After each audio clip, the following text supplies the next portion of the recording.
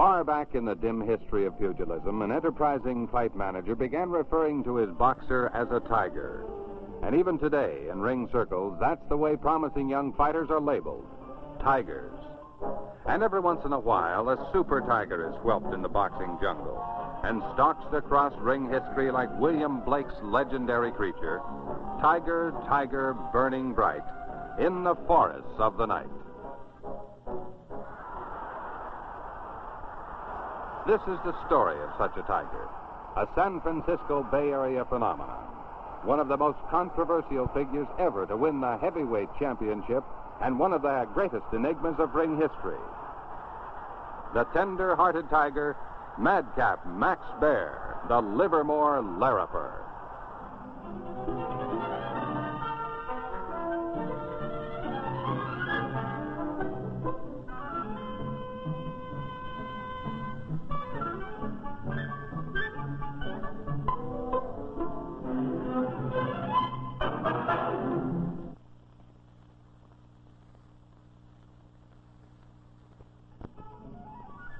In the parlance of the ring, Max Baer was a man of many monikers, the most familiar of which was the Livermore Lariper. But during his meteoric career, he gathered many other pseudonyms. The Battling Butcher Boy, the Pied Piper of Punch, the Laughing Boy of Boxing, and finally, when he became champion, the Clown Prince of Fistiana.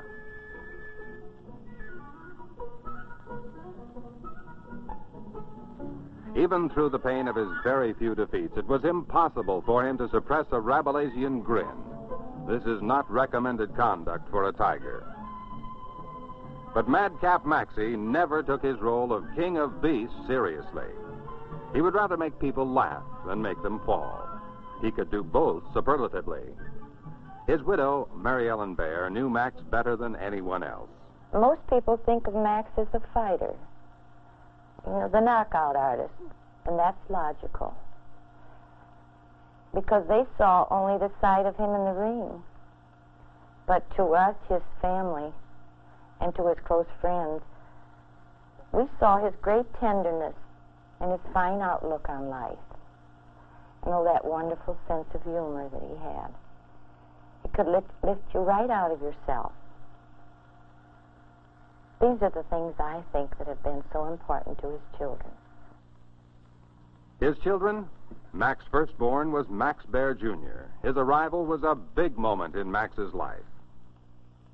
Donald, there's stories going around about the three little pigs. This is the first picture taken of the three little bears. Papa Bear, Mama Bear, and little Cubby Bear, and little Goldilocks down all over. I think my dad started making me laugh from the day I was born. To me, even though he was my father, he was like a big, lovable baby. He might have been much bigger than I was, and a boxer and so forth. But to me, he was just a big baby. I think he was afraid to really let people know him the way he really was, because he was a softy. And here is a man that was heavyweight boxing champion of the world and supposed to be a tough guy that really wasn't tough at all. That didn't even belong in the business. He didn't even belong in being a fighter. That checks.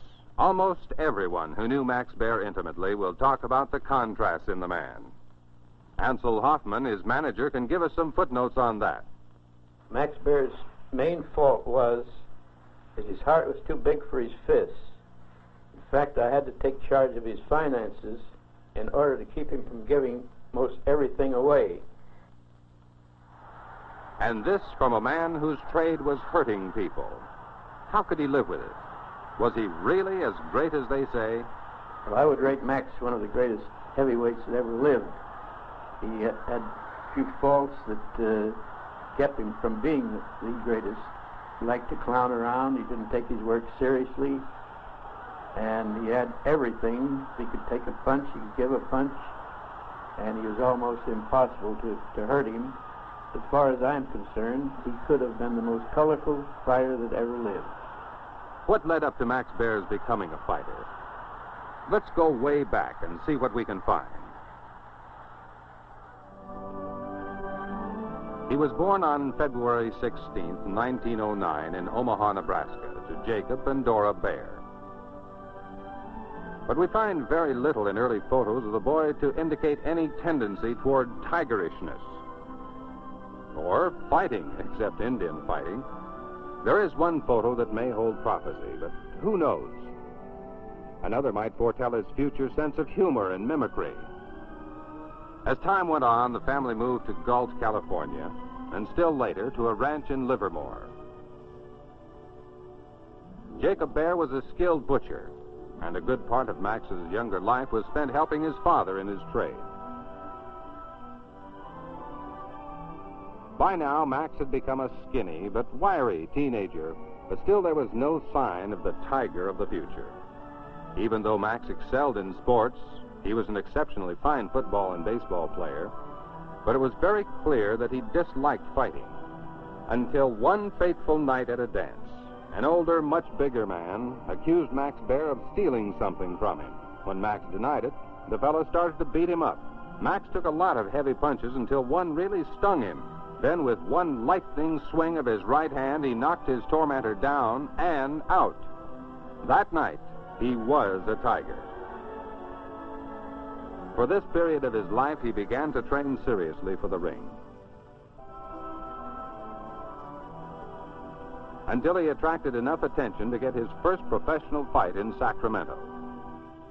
Remember the Indian fighter? Maybe there was prophecy to that after all.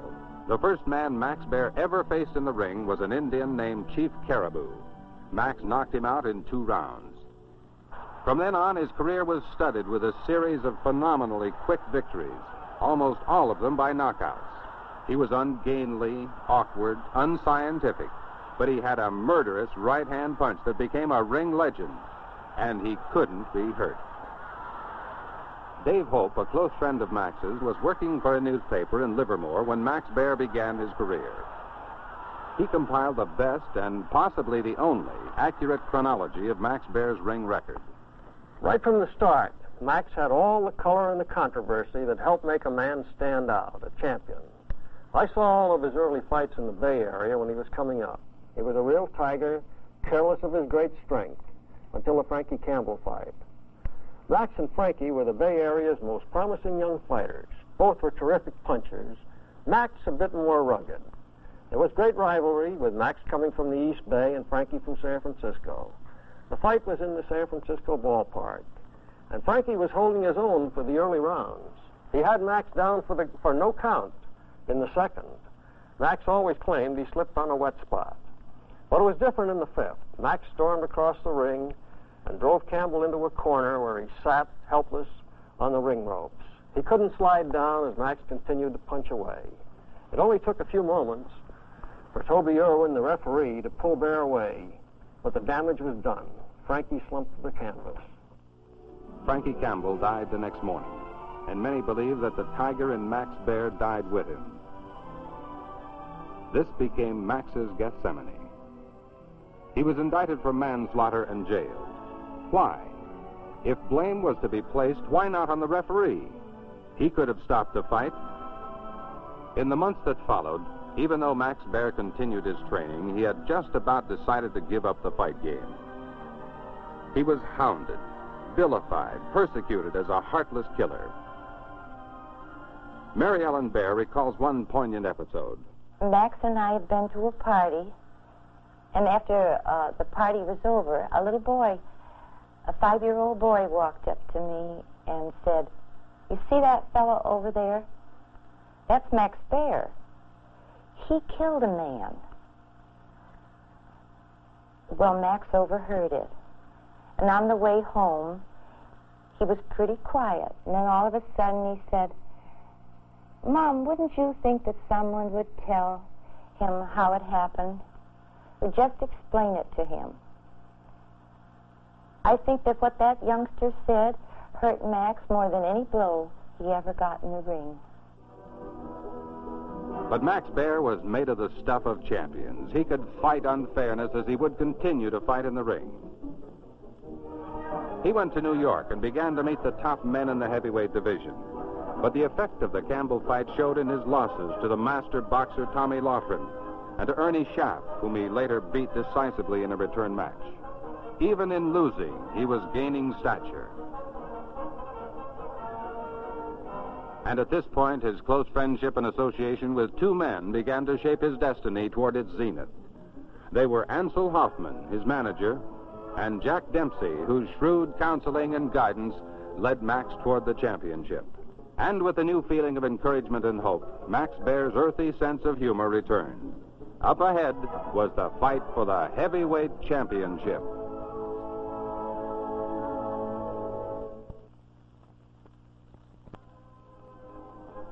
Under the tutelage of Jack Dempsey, Max Baer began to come into his own. He was in the international spotlight, and for this period at least, he trained seriously. This was a time of giants in the ring. A fighter had to be great to stay up there. Max Schmeling was among them. Schmeling was a Nazi, Hitler's darling, and he was called invincible. In one of boxing's greatest upsets, he had knocked out the rapidly rising young Joe Louis. Now, he decided it was time to demonstrate the superiority of the master race over the young Jew, Max Baer. They met on June 8, 1933.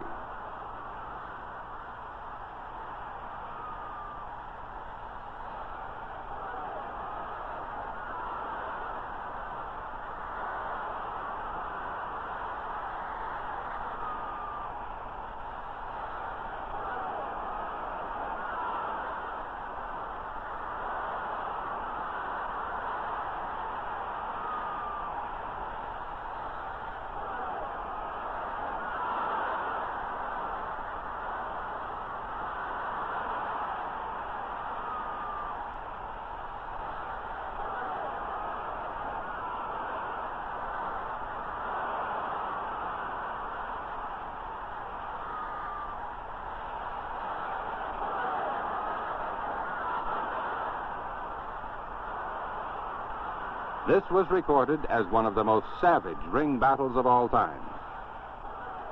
In 10 rounds, the Livermore Larifer reduced the arrogant Schmeling to a rubber-legged halt.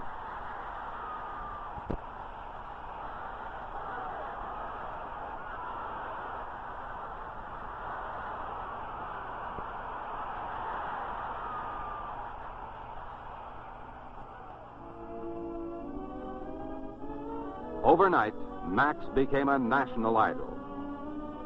But in spite of the public adulation, he never forgot his family. Max visited his father and mother in California whenever he could. With his very first earnings, he had moved them from the ranch at Livermore to a new home in the fashionable section of Piedmont.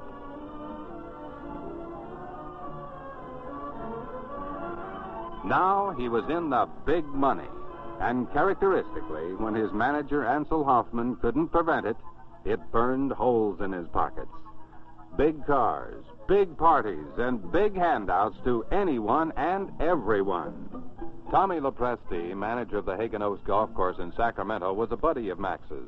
Sometimes at night after dinner, Max would ask me to drive him down to the lower end of town that we called Skid Row in Sacramento.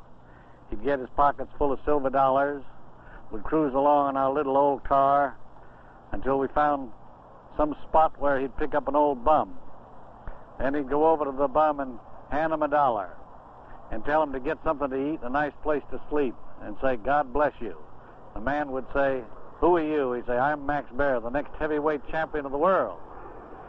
I never knew anyone that was quite as generous as Max. He was always trying to help the down and outer. Life was being equally generous with Max. Payday was play day to Maxie. And for a while, every day was Ladies' Day. Women literally swooned over him and chased after him. And there is some question whether his footwork was as nimble in escaping them as it was in the ring. Hollywood called him for a starring role in the movie The Prize Fighter and the Lady, co-starring Myrna Loy. Destiny was beckoning in the form of a giant, Primo Canara, who was then world's heavyweight champion and who also appeared in the picture with Max. They fought a mock battle as part of the film. This only added to the clamor for a title bout. And it took place on the night of June 14th, 1934, at Madison Square Garden.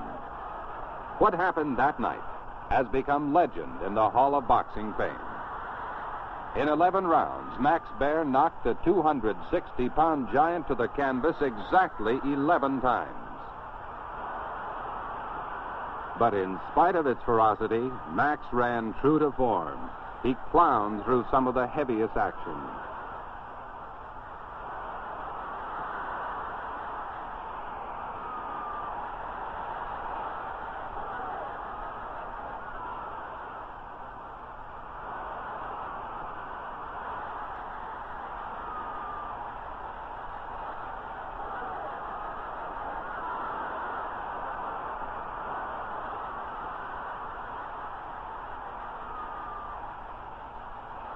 In the 11th round, the referee stopped the slaughter, and Max Baer was the new heavyweight champion of the world. Had the Tiger returned? Primo Canera, who spent 2 weeks in the hospital after fighting Max, must have wondered what had become of the Tiger. Max was greatly concerned about him and visited him repeatedly. It was due to Max that hospital care was provided for the giant. Jack Dempsey was sure the Tiger in Max Baer had returned to stay. After Max landing that first punch on Canero's chin, there was no question in my mind that Max would be the next heavyweight champion. Max not only proved that he was a wonderful fighter in that contest, he also proved that he was a great fighter, a third gentleman in and out of the ring, and one of the greatest fighters the American public has ever had, if not the greatest. And I predict that Max will be champion for a long time to come. It was a dubious prediction. Max now neglected his training, and when he did train, it became a hilarious romp. His sparring partners included his brother, Buddy Baer, who by now was a fast-rising young heavyweight. Buddy recalls this particular period of Max's life. Even after he became champion, I don't believe Max took fighting as seriously as he might have. Because of his tremendous liking for people, I really believe he hated the idea of hurting them. It's been a long time ago, but I remember that once in a while Max and I'd get together for a serious conversation about life in general, and I even remember back, like Max and I, like all brothers, we used to argue and quite a bit. We never actually came to fisticuffs, but when anybody picked on either one of us, he had us both to beat, and believe me, that was a lot of bear.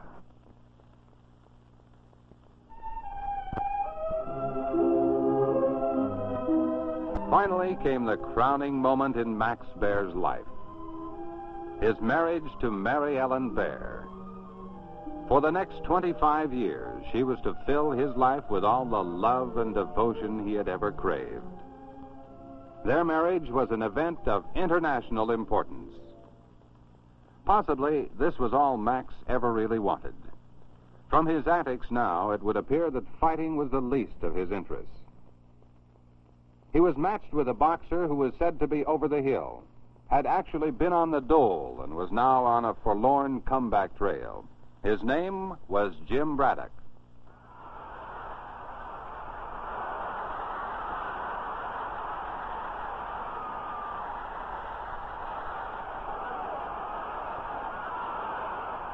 The impossible happened. At the end of 15 lackluster rounds, Braddock's hand was raised in victory. Max Baer had lost the title. Later it was discovered that Max had gone into that championship fight with an injured hand, a secret he'd kept even from his manager. I lost a better man, that's all. Now those who were wise in the ways of the ring sensed that the Tiger had vanished and would probably never return.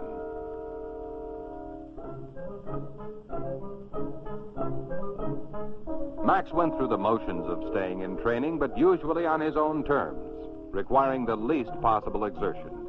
And inevitably, he started on a comeback trail. Among the heavyweight title contenders of the mid-1930s was a brawling tavern owner delicately called Two-Ton Tony Galento. His chief training aid was beer, and his stock comment on ring opponents was "I'll moiter de bum." Occasionally, he almost did. The build-up to the heavyweight title elimination fight between Max Baer and Tony Galento was one of the most hilarious publicity stunts ever staged. Oh, operator. Operator, would you give me Galento's tavern there in Orange, New Jersey? Hello? Who is this? This Galento's joint. Hello, Tony. How are you? Yeah, this is the man you're going to fight. The fellow that's a bum, yes. That's me. Why, you big bum. What are you starting that stuff? That's my line, you big bum. I'm going to murder you. Say, listen, Tony, I'd like to speak to you, so would you put your interpreter on? Yes, all right, thanks. Hello, this is Max Baer. Say, I just wanted to call you up and let you know that I'm going to knock that fella of yours out when I fight him this coming 28th day of May. Yeah, you know, that muscle-bound fighter that you work for. You do the interpreting for him, don't you? Well, that's swell. Well, just convey that message to him. There was nothing hilarious about the fight. Galento could really fight. And it went 7 bloody rounds before Max Baer tagged Galento for keeps.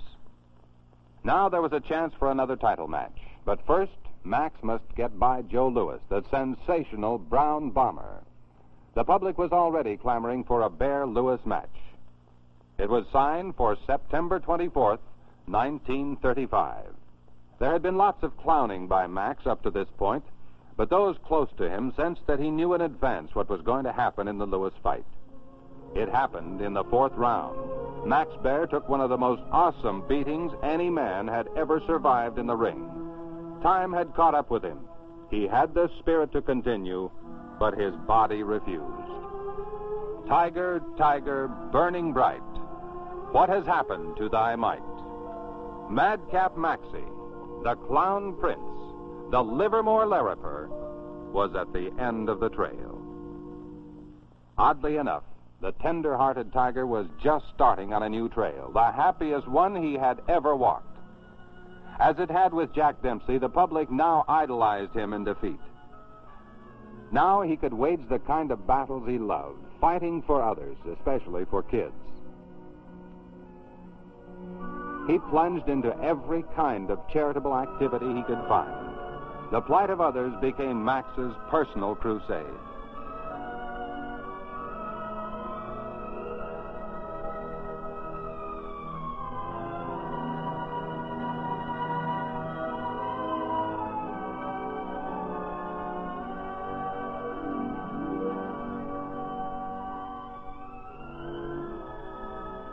On the morning of November 21st, 1959, Max was in Hollywood in the thick of one such crusade when a distant bell rang.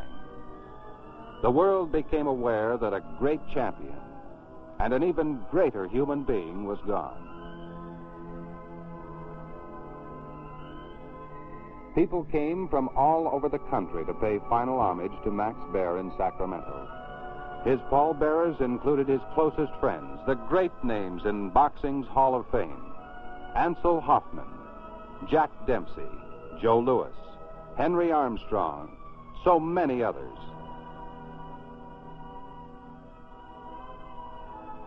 A lasting epitaph for a heavyweight. In a special assembly of the California legislature at Sacramento, a commemorative resolution honoring Max Baer was passed.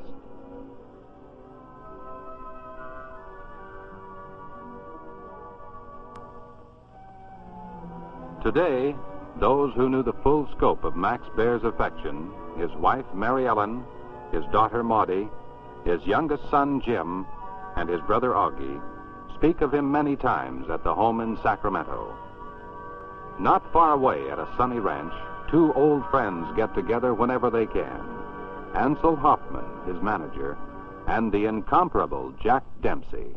Millions of people in this country never saw Max Baer in the ring. That is their loss. But the real loss would be in not knowing him personally as we did. That's what sticks with you, not just the fighter, but the man himself, the real Max Baer. If you ask me what was the greatest thing Max brought to boxing, I would say his sense of humor. It really never had one before. Well, that's part of the day and age, especially in the fight game. That was a very colorful time. There will never be another Max Baer, and that's the way it should be. A great guy and a great pal of mine.